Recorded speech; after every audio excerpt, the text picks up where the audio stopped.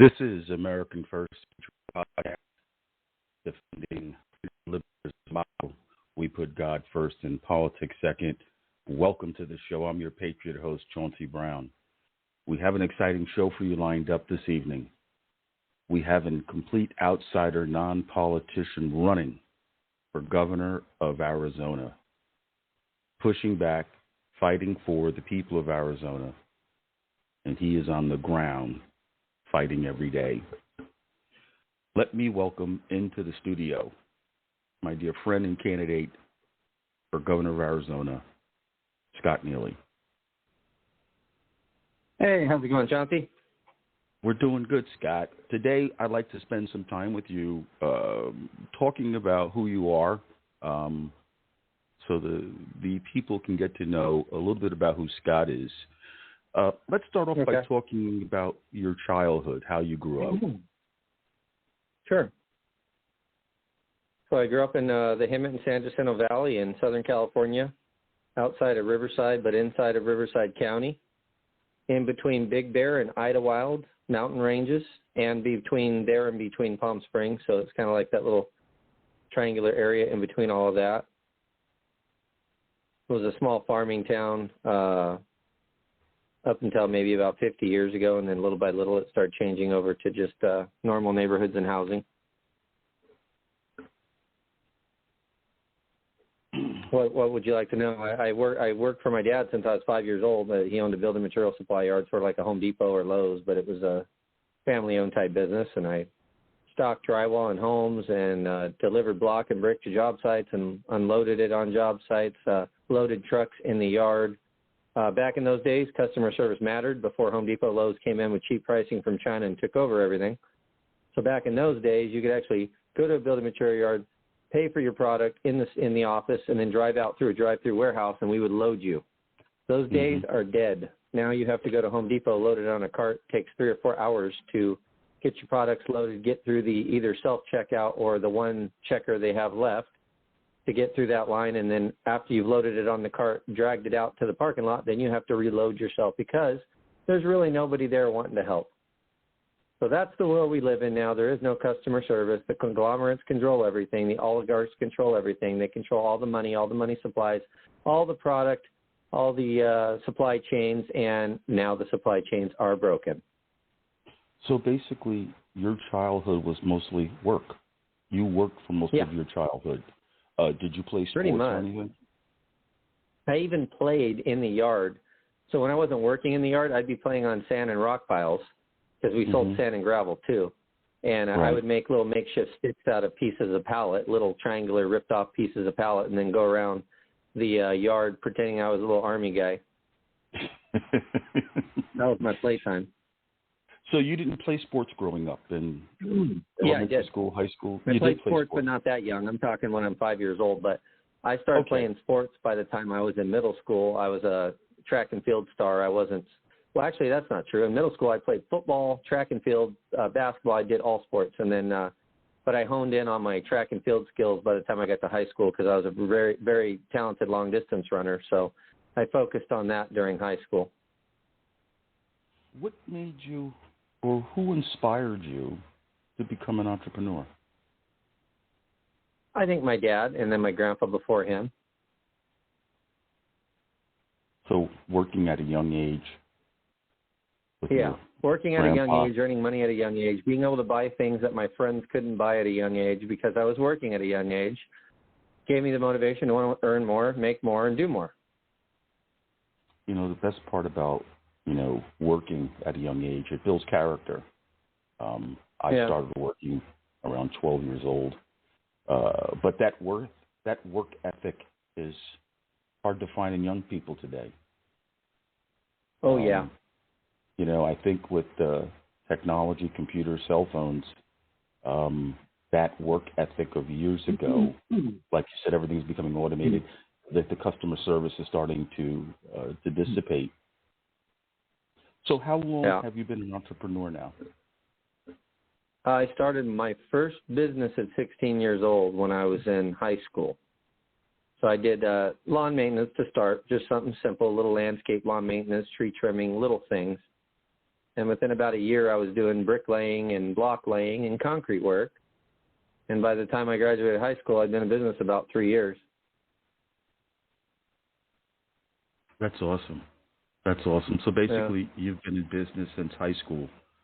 In Pretty all much. Your life, I was thinking about going to the military, but I made more than the military could pay me by about triple while I was in high school. So my friend Jeremy Blackader was trying to get me to go to the Marines, and I could have passed boot camp hands down because, I mean, I made it to the state meet, long distance runner and track. So I would have ate up that boot camp, but I saw the money that it paid, and it wasn't nothing. And I was like, well, I can go make nothing and get a free place to live, or I can continue to pay for a place to live and make triple the amount of money and just do what I want to do with my life and not be told what to do by other people. Because obviously when you go to the military, you're owned by the military. You do what they tell you to do. And I had already moved out of my home at a young age because I wanted to do what I wanted to do. I wanted to learn the hard way. I didn't want to do what my parents told me to do. So I moved out early, did my own things early. Last thing I was going to do is go to the military and have them tell me what to do. Yeah. I went to college instead of going into the military. But the hard work, I started my own business. I guess around early 20s, I started a landscaping business as well. But it does build a lot of character, and that work ethic is extremely important. We're going to take a quick commercial break, and we're going to come back with gubernatorial candidate Scott Neely, and we're going to briefly talk about why he's running for governor.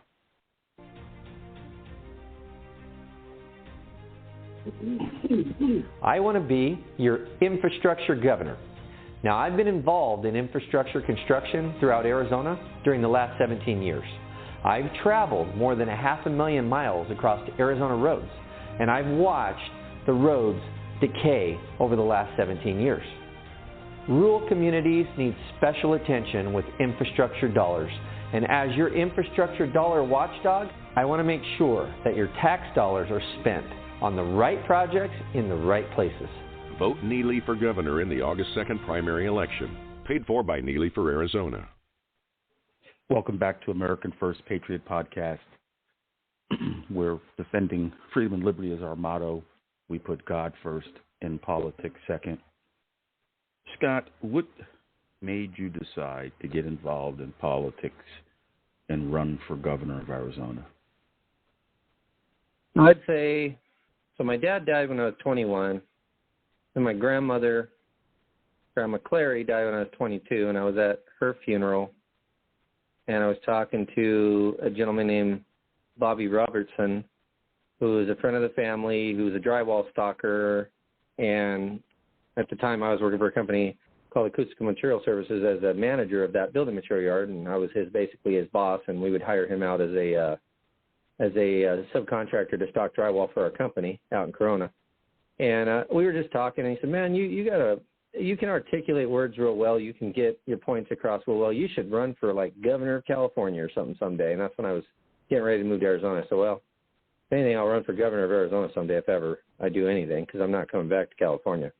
But I was figuring I'd run when I got old, 60s. 50s, late 50s, early 60s, when I had nothing to do and I'm kind of retired and just kicking rocks a little bit. I figured I would do it when I wasn't, focused on running businesses anymore.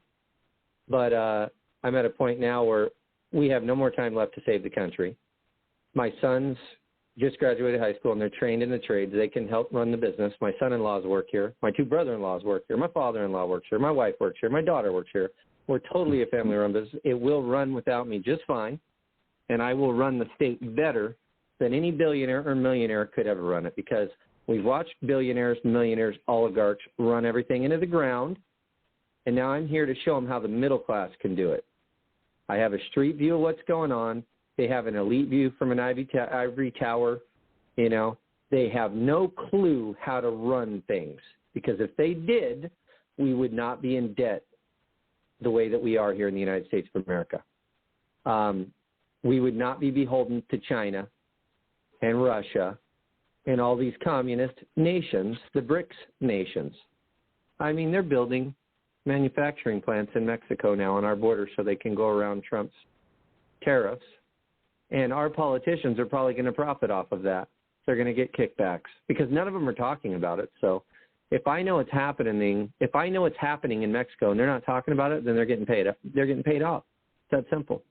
That needs to stop. The culture of corruption needs to stop.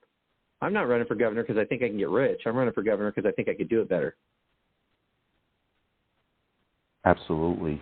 And, you know, we even see with Donald Trump, a businessman knows how to run government.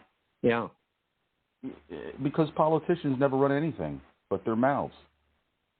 When we think about it. That's right. And I can run circles around them with my mouth with truth and with positive policy positions. Amen. Amen. What separates from the other candidates in the field that are running against you in Arizona? Well, I live in a 3-bedroom, 2-bath house. The other candidates either live in the Biltmore, Paradise Valley, in mansions, Fountain Hills, gated communities full of very wealthy people, celebrities, stars, lawyers, doctors, you name it. I don't live around people like that. I live around landscapers, Hispanic landscapers. I live around concrete guys, electricians. I live around people that work at Amazon, people that work at Home Depot. I live in a normal middle-class neighborhood, and I'm not a wealthy guy, and I do fine. You know, I could buy a bigger house, but again, I saved my money. I didn't know what I was saving for, but it turns out I saved to run for governor.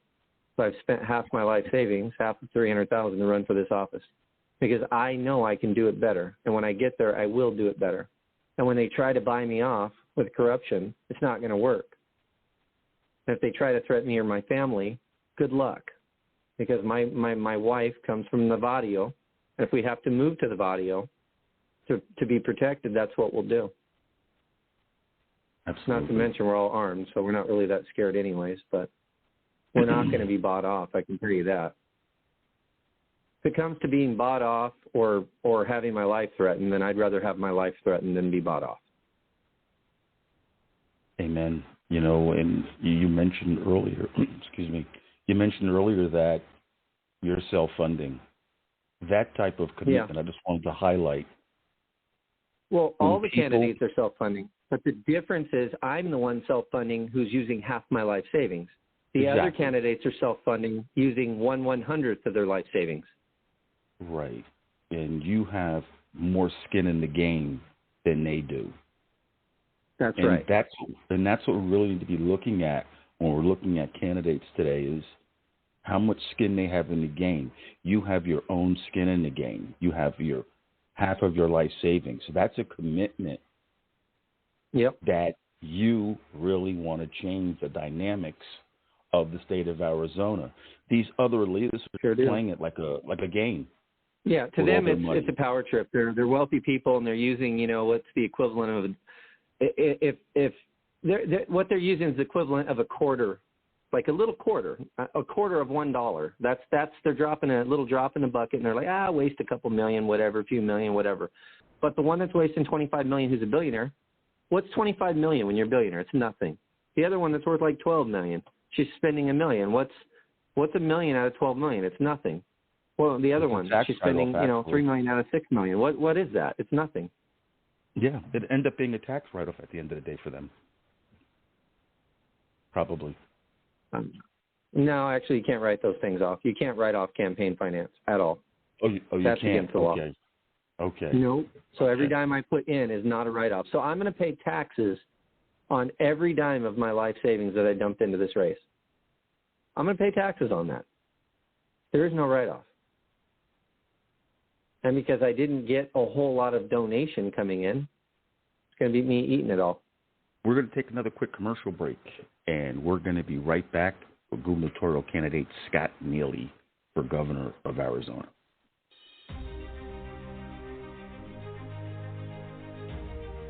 On day one, as your governor, I will deploy the Arizona National Guard to the border, and I will begin construction on 3 strategic National Guard border barracks so that we can maintain a permanent presence on the Arizona-Mexico border. Vote Neely for governor in the August 2nd primary election. Paid for by Neely for Arizona. Welcome back to American First Patriot Podcast. Defending freedom and liberty is our motto. Putting God first and politics second. I'm your Patriot host, Chauncey Brown. Scott, as a blue-collar worker, middle-class worker, first time in politics, what have you learned about politics? I've learned that I've learned faster than any person running in the race because I got in late. I got in January. I learned the ropes fast, got on the ballot fast, hit the ground running faster than any of them. I'm a runner, as you know. I have endurance. I've endured a lot.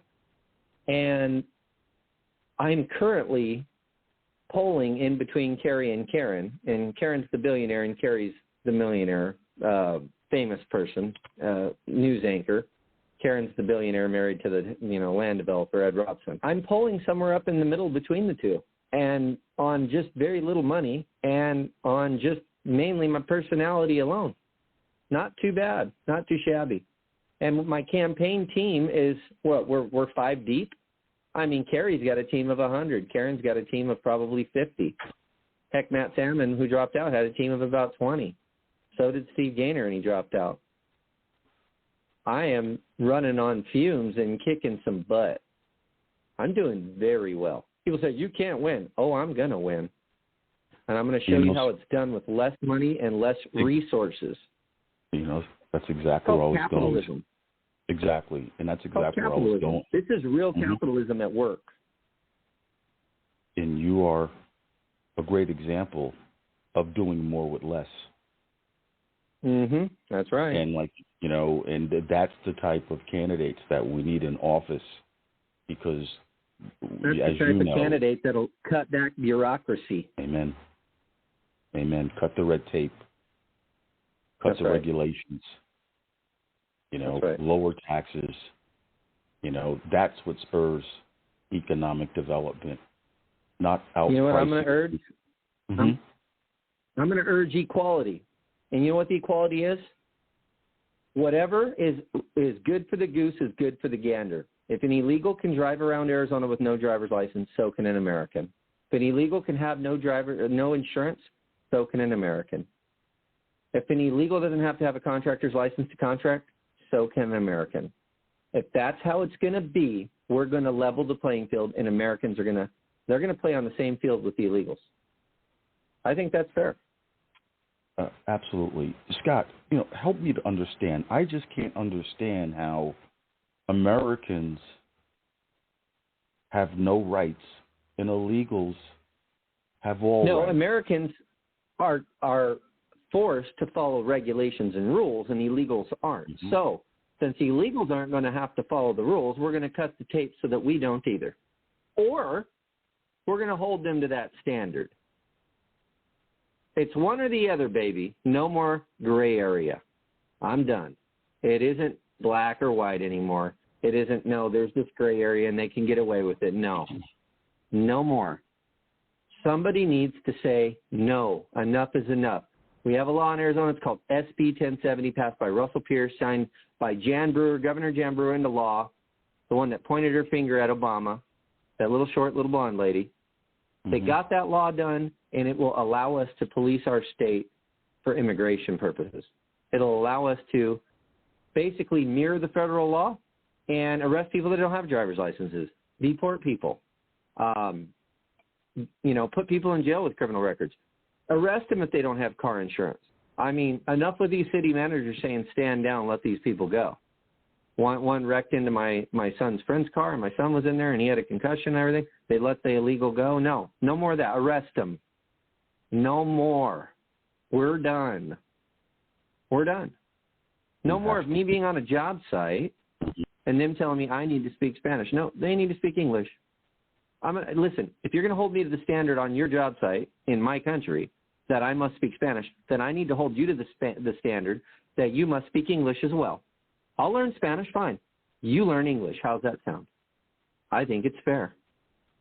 We want fairness and equality, then let's have fairness and equality. No more hypocritical junk. I'm done with hypocritical junk. It's over under a Neely administration. Things will become equal. If we've got to get rid of the Arizona Register of Contractors so that nobody has to have a contractor's license to contract to make it fair across the board between the Americans and the illegals, and that's what we're going to do. That's what we're going to do. And the ROC is another bureaucracy, and they say they won't go after illegals because there's too many of them. Well, then we don't need you. We'll shut you down. If you won't do your job, we will shut you down. No more ROC.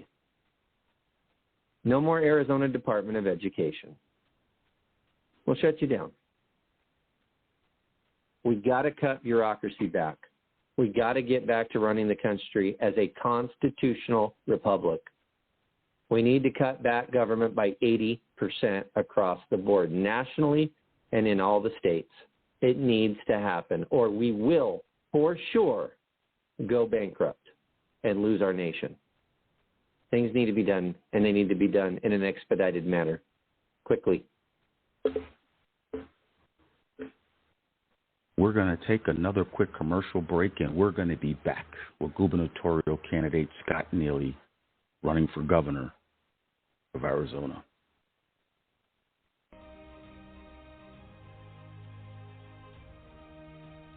Another important issue facing Arizona is election integrity. And regardless of how you feel about past elections, we must move forward with legislation that ensures that our voting system is safe and fair, because that's the only way we can restore the Arizona Republic. Vote Neely for governor in the August 2nd primary election. Paid for by Neely for Arizona. Welcome back to American First Patriot Podcast. Defending freedom and liberty is our motto. We put God first and politics second. We're honored, proud, and blessed to have in the studio. I call him the concrete guy, the blue-collar guy, the middle-class guy, the regular guy that wants to serve people and turn his state around, Scott Neely. Scott, you know, my question was, what did you learn since you've been in politics? And you shared a lot with us. But in the last I've learned how corrupt it is in both parties, whether it's Republican or Democrat. They operate pretty much the same. They have their favorite people, and they try to put their own favorite people in power, and usually those people are the ones that can be bought. I don't happen to be one of those, so they fight against me. That's okay, because I have an army on my side, because I have Jesus on my shoulder. Amen. That's exactly where I was going, is what did you learn about politics, about both parties, Republicans and Democrats? What have you learned about the politics of parties? They have different policy positions, but they both operate fraudulently in primary elections to set up what will become their candidate for a general election. It's pretty sad. It's not right, and I mean, as you know, I'm suing the AZGOP, and I'm doing it for a reason. I'm doing it to prove a point. Follow your own rules, okay? If you've got bylaws, follow those bylaws. Stay with them. Don't only follow them if it's for your buddies. Follow them for everybody. I thought America was about the rule of law. They complain that Democrats get away with everything and Republicans don't get away with anything. Well, then in a Republican primary, treat us all the same. Treat us all fairly. Law and order must be a priority. It must be across the board, even in a primary election. And, as you just mentioned, that you did file a lawsuit, the corruption within the primary process on both sides of the aisle. I witnessed it as being an officer in the local party. It takes a lot of courage to stand up and push back. And you have the fortitude to do that. I know. I have the energy to push back, because most people get worn out, right? They get worn out. They give in to the party politics and the pushing and the harassments. They give in. I will never give in. I am a long-distance runner. I work 20 hours a day, 6 days a week, and only take Sundays off to go to church. And I will tell you what, there's nobody that will work harder. Nobody can work me into the ground, and no one's going to scare me. So they can keep pressing and pressing. I'm just going to keep pressing back. There can be an army of 100 pressing on me, and me by myself, I can press back and push that army backwards. That's how I am. That's how I'm built. Before, I know that you're extremely busy. I know that you're on the road right now putting up signs, and I thank you for taking time out of your schedule to come on our podcast and talk to the American people. Let's talk about the people in Arizona. I know that we've spoken about you went to homeless encampments. Talk about, in our last part of the podcast, about the different segments of the communities that you've gone into, and you've spoken to those individuals, and you heard their concerns. Are you saying in the homeless camps themselves? Yeah, I know the homeless camps. I mean, I know that you've gone to different segments of the community, whether it's senior centers or recreation. I've done a lot of Republican women clubs. It turns out everything is a Republican women's club, of Peoria, of Buckeye, of this, of that. I want to know, where's the Republicans men's club? They don't have those anymore? I guess not, but everything's a Republican women's club. I don't know if that's how it is in New Jersey, but here, every Republican club you go to speak at is a Republican women's club of this, Republican women's club of Peoria, of Wickenburg, of Tucson, of Phoenix, of whatever. So I've been to a great number of those and spoken to a great number of different middle-class people, affluent people. Obviously, I've spoken to the homeless camps. I've actually spoken to the people in the prisons because I've actually done work in the prisons over the last many months too. And what's interesting is I just met a couple guys that just got out of prison, and we were talking. I gave them a couple cards. They said they can't vote for me because they're felons, but I said that's fine. But they said they'd heard of me in prison. They said, you're the blue-collar guy running for governor. We heard of you in prison. I said, really? I said, how'd you hear that? They said, everybody knows about you in prison. Everybody. I said, well, that's cool. I said, I did shake hands with some of them out there at the Capitol the day I was turning my signatures in. I shook hands with a Native American gentleman, a white gentleman, and a Hispanic gentleman. And it turns out that the white gentleman who I shook hands with is bunkmates with one of the neighbors who lives on my street. His name is Donnie. Well, he's in jail right now. I don't know what he did exactly, but his mother told me he was in jail because she's my neighbor, and he was living with his mom when he went to jail. But anyway, so the white gentleman at the state capitol I shook the hands with is the bunkmate of Donnie, who's my neighbor. So what are the chances of that? You know what I mean? I mean, because there's prisons all over Arizona.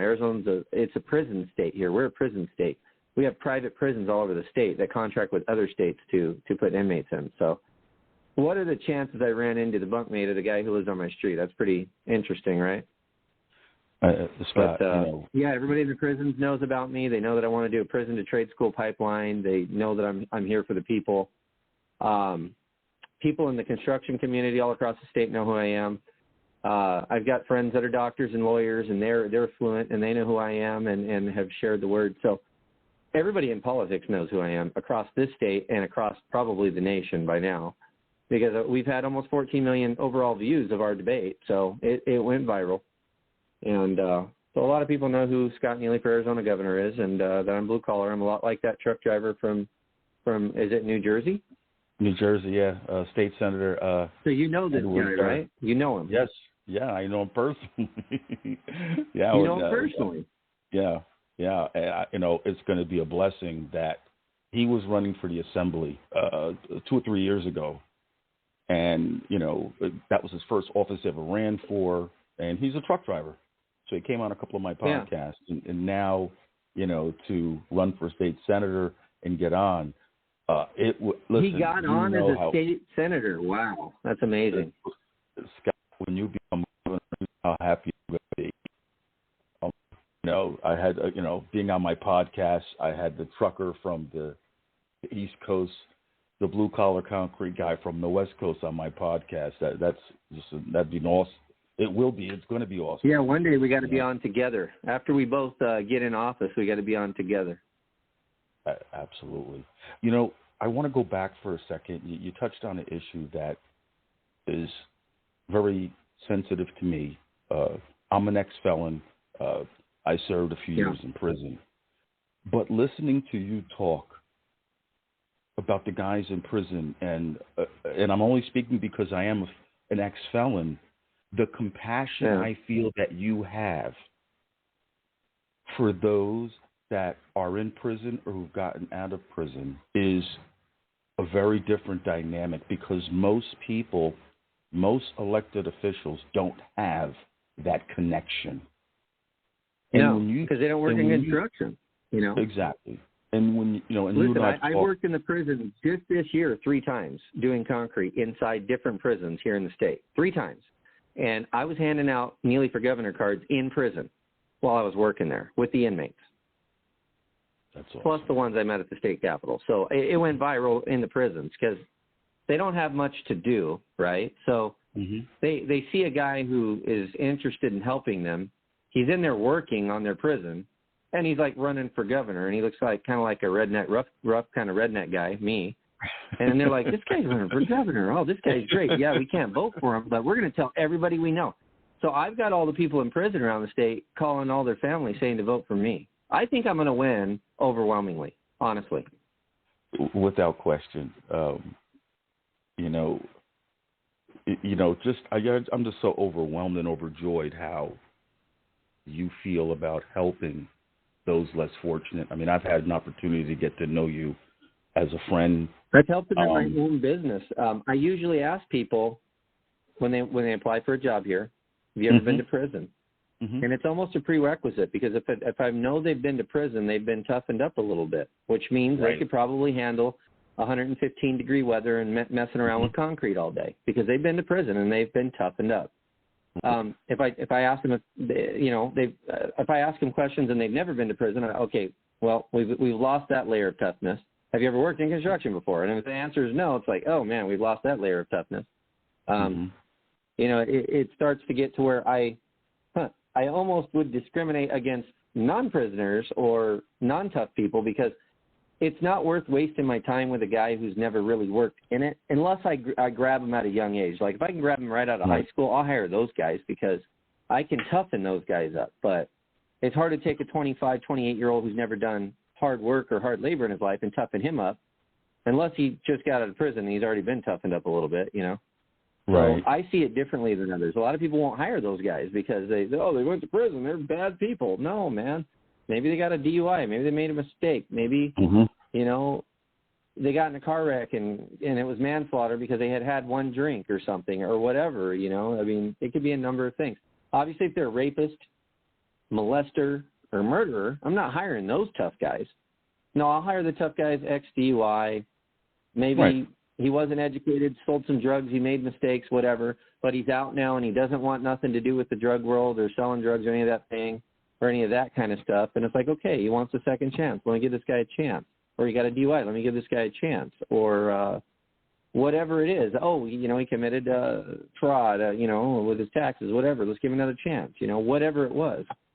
I'm very sympathetic depending on the crime. There are certain crimes I would not be sympathetic to.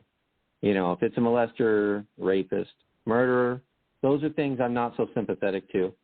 Manslaughter isn't purpose. You didn't murder somebody on purpose. That's a car wreck. It's something that was a mistake. You can't hold mistakes against people. But the ones that have murdered and molested and raped and killed and done those things, that knew what they were doing, those ones I wish they wouldn't have got out. I don't really have sympathy for those ones at all. So it depends on the crime,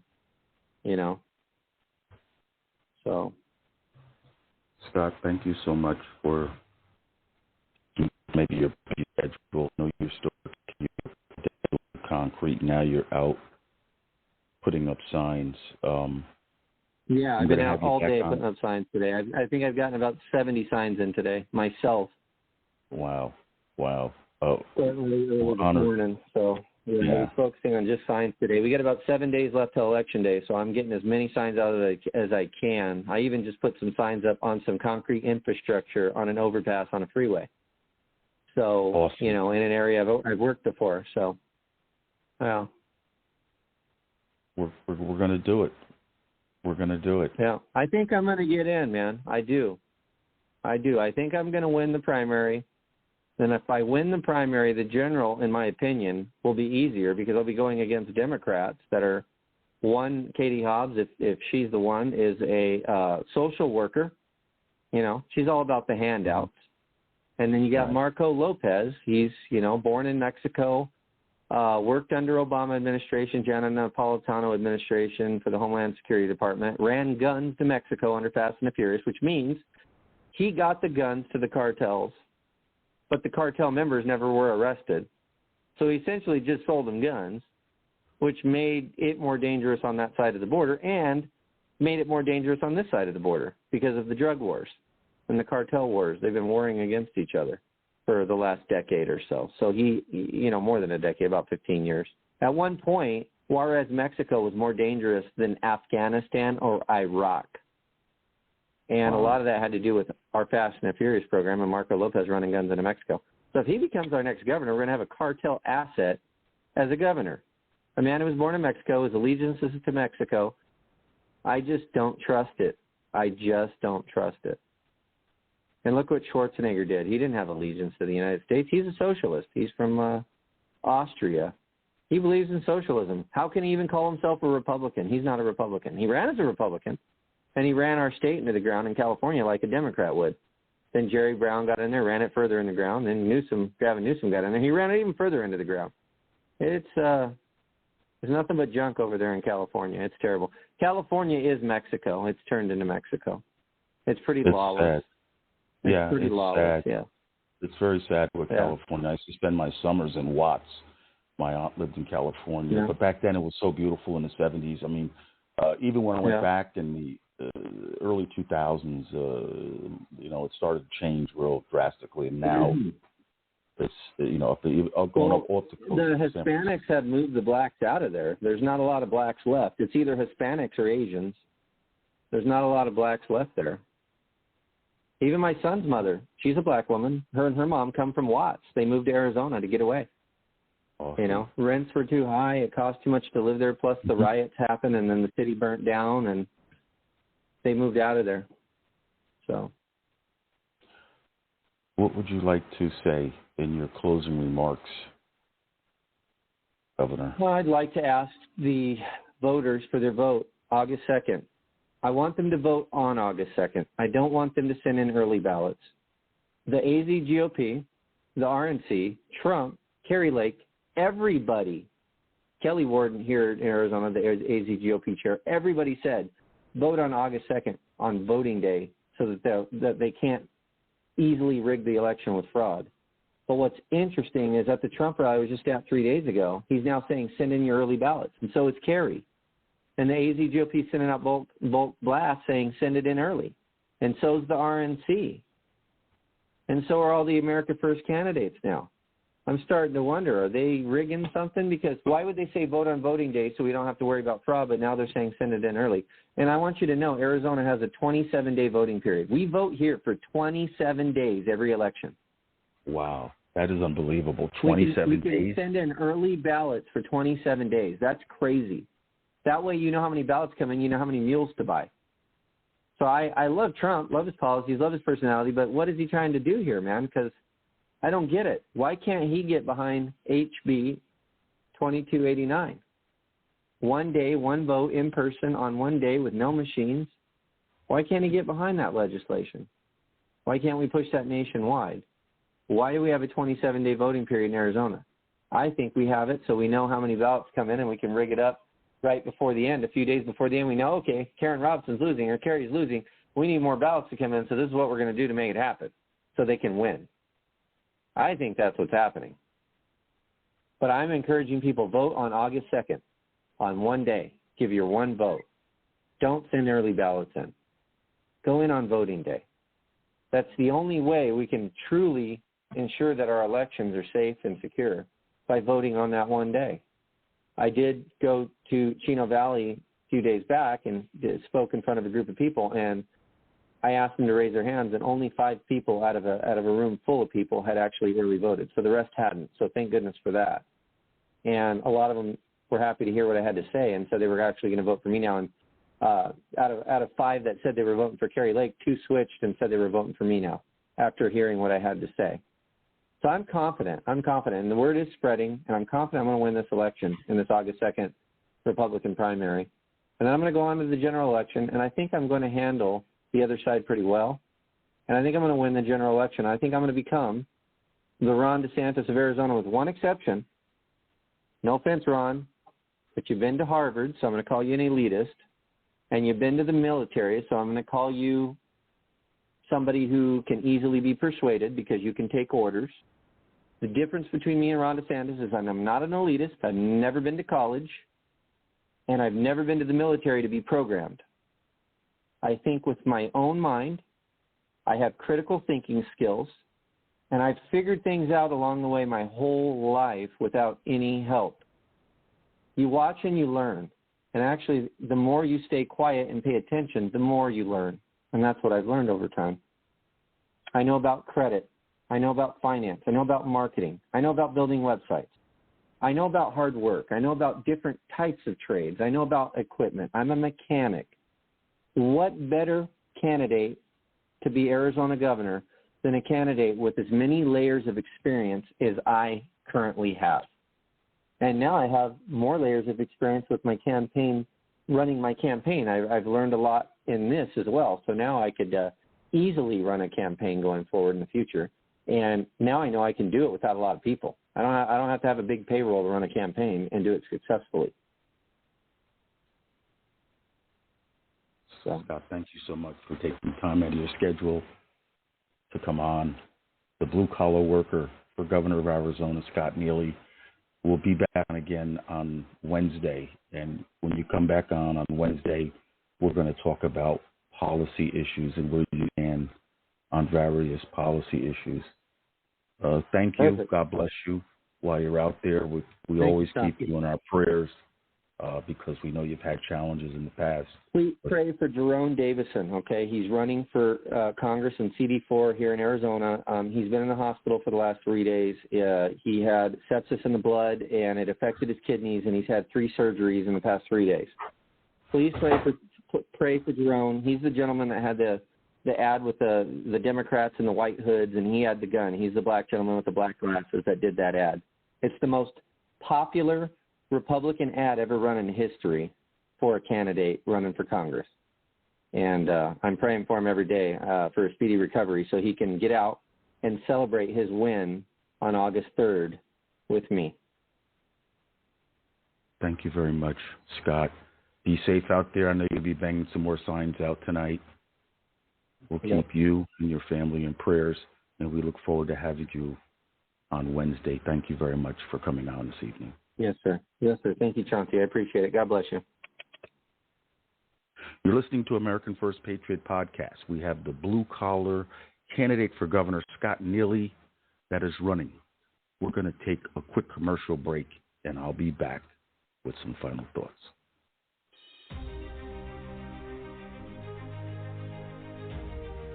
On day one, as your governor, I will deploy the Arizona National Guard to the border, and I will begin construction on 3 strategic National Guard border barracks so that we can maintain a permanent presence on the Arizona-Mexico border.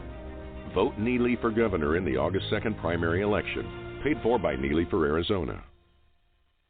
Welcome back to American First Patriot Podcast. Defending freedom and liberty is our motto. We put God first in politics. Patriot. Welcome back to the show. You know, I just want to say I'm honored.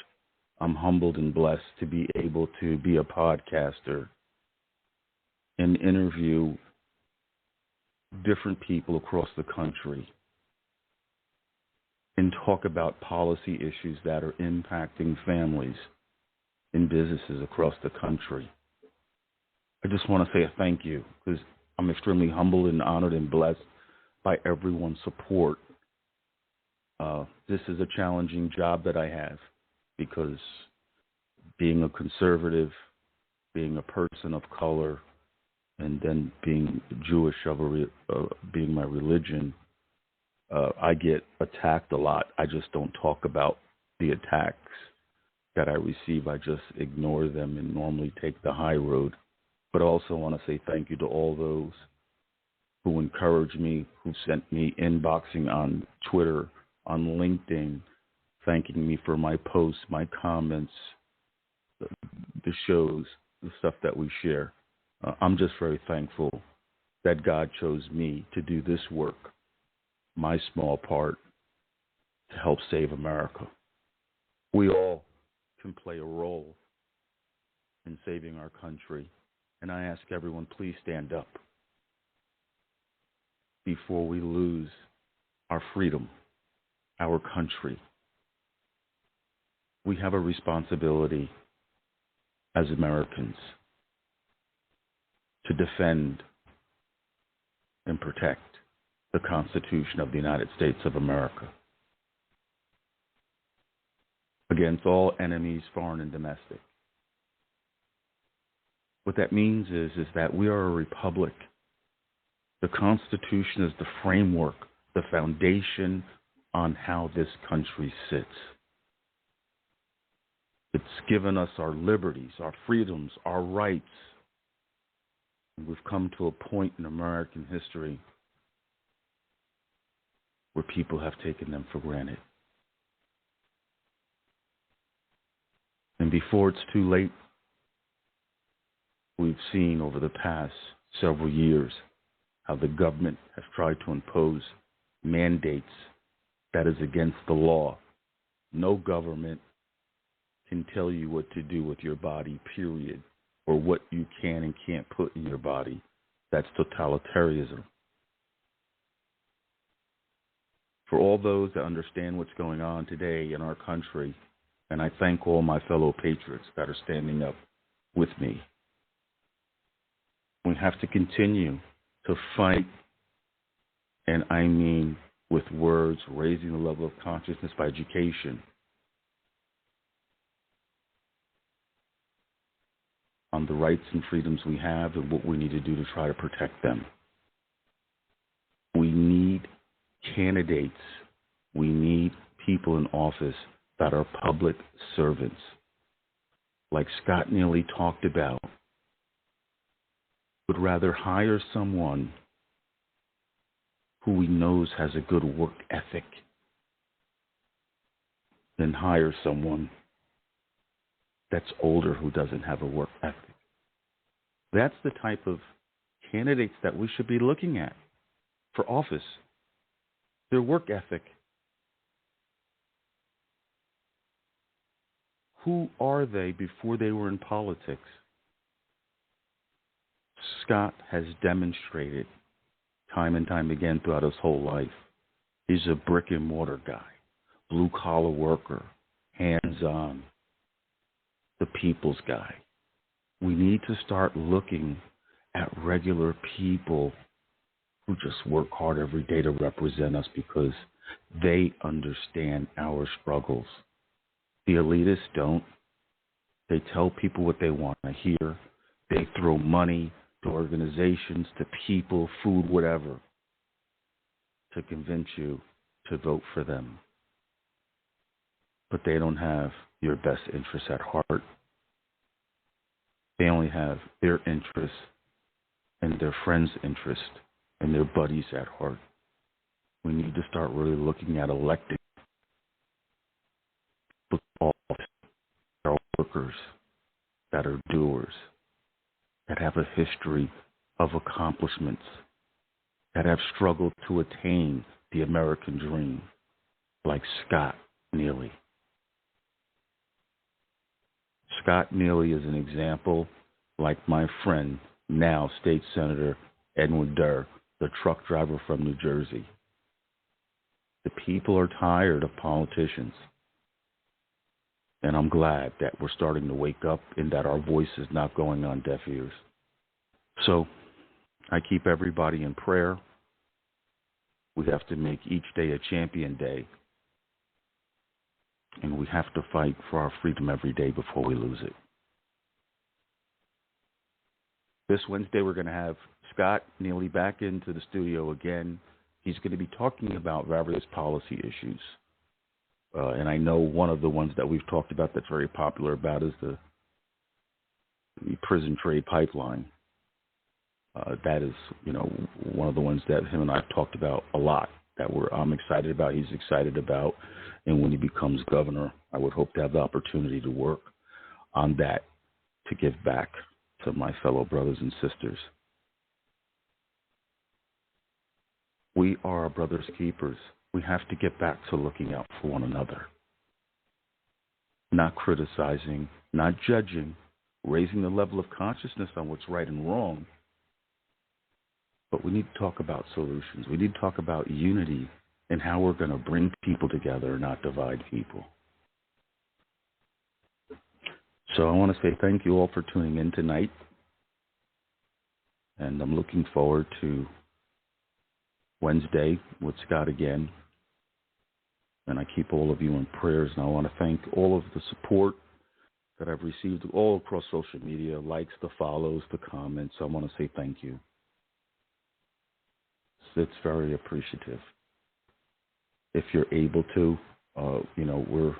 we do this volunteer out of pocket. If anyone's able to help, PayPal me American First Patriot Podcast. PayPal me American First Patriot Podcast. And we thank you all for your moral and spiritual support, most importantly. And we thank you also for your kind donation. So until next time, keep the faith. God bless you all. And we all must keep fighting for our country. God bless you all. Good night now.